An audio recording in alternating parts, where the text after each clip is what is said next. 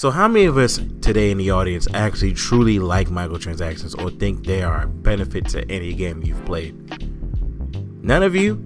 That's good, because I don't know about you, microtransactions has never been a benefit to a game. I've never seen a game where microtransactions actually benefited. And no, I'm not talking about the cosmetic microtransactions. We're talking about microtransactions as a whole. Loot boxes are not in this conversation right now. Loot boxes is a topic for another day. I really don't want to talk about loot boxes. So the first thing I want to talk about with microtransactions is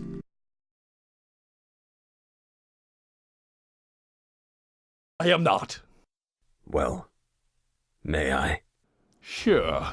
Make it your last meal, because after that, you're dead. No, you are. Already. Again.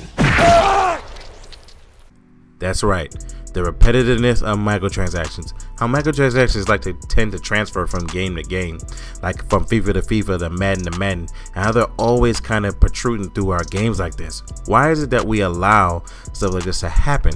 We get Destiny 1 with a few microtransactions, and then Destiny 2 with horrible microtransactions just to buy some skins and all that good jazz. We get microtransactions in games that don't even need microtransactions. Why the hell do we have microtransactions in games like, I don't know, WWE 2K? Why does 2K need microtransactions? Why does NBA 2K need microtransactions? It's because they want money. Money is something that they really want to take out of the consumer's pocket. And let me guess, a lot of people like to give it to them, as I spoke to in my No BS episode, but let's not talk about that right now. Let's talk about why we need to kind of analyze this a little bit. But the next thing I want to say is, God, this is gonna be torture. Break a leg. companies being disingenuous when it comes to microtransactions. I feel as though when it comes to microtransactions, a lot of companies tend to lie and kind of put that it's a choice to do this, it's a choice to do that, it's a choice to do this and that, when damn well they know that they make their game so much worse than what it actually would be if it wasn't for that microtransactions. If you could take game and take out the microtransactions and just put everything that's in the microtransactions in the game, how much better would the game be? Do you see games like Dark Souls with that? No. And Dark Souls 2 is the worst Dark Souls of all time. And you don't even see the microtransactions in that. You see expansions. Neo, you only see expansions. You don't see microtransactions. The Witcher, they gave you free microtransactions. Hyperdimension Neptune, they gave you free microtransactions. And then some of them you have to pay for, like the characters. But other than that, you don't see a lot of that in those type of games. And those are niche games. But for every AAA game, you just have to expect how are they going to nickel and dime you. Is it going to be a season pass? Is it going to be a bunch of microtransactions added to this game? Oh, it's just a bunch of cosmetic. And here's an extra gun. And here's an extra pre-order. And here's an extra this. And here's an extra that. And it's actually, at this point, quite nauseating to actually try to get a game at this day and age where you can honestly try to trust the company. There's only a few companies at this day and age you can actually trust.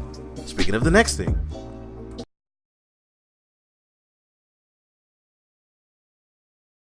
Not everybody. More like nobody. Oh, you believe me, don't you? You have to believe me. Why? Because you have the wide-eyed innocence of a child. Kids can always see the truth. Since when? Since always. Why is it in this day and age you can only trust like one or two companies? There are only like 4 companies you can trust nowadays that you know that they won't put microtransactions or BS in their games. One of them being Nintendo. Nintendo doesn't do microtransactions the way other companies do it. Hell, I've never seen a microtransaction in Smash Brothers. Okay, yes, they had a shit ton of DLC like costumes and everything, but hey, those are just the small things, and we're about to get Smash Brothers Ultimate, so yeah. But you will never see a game grossly destroy its game just to add extra things to it. Smash Brothers, they added so many characters after the game came out. It's not even funny.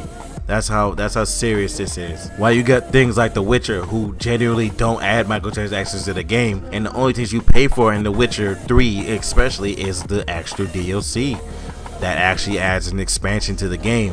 While people like to play stuff like FIFA, like to play Madden and opening packs and doing all this unboxing in 2K and adding VC points and all that stuff, why the hell would you pay money for virtual currency?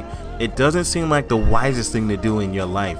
Why would you even do stuff like that? That doesn't make any type of sense to me. I'm sorry, but for real, that genuinely just doesn't make any type of sense.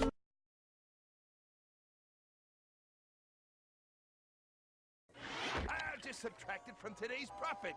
And there's no money in here. How delightful. Speaking with our wallets, we can truly stop gaming sins like this.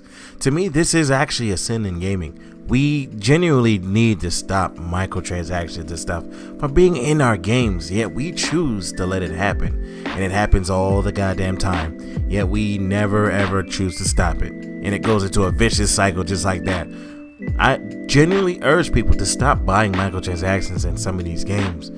Fortnite is a slight excuse because you don't pay for the game, and the game to make its money and to keep going is for its little battle passes. For me, I will never buy a battle pass from that game because it's a waste of my money, and I don't play Fortnite unless my friend plays it, which is hilarious. But still, for me, I genuinely would like for one game, for one of these games, for nobody to not buy not a single microtransaction from the game and let the game kind of crash and burn on its own. Battlefront 2 was only the first step. Granted, those are loot boxes, but Battlefront 2 was the first step into people making the right choices with their money. And I hope we are able to truly move to that type of future where we can't get nickel and dime through bullshit because of, hey, I want my games though.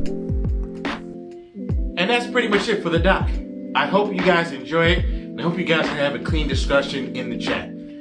That being said, that's Watfang signing out. Do it.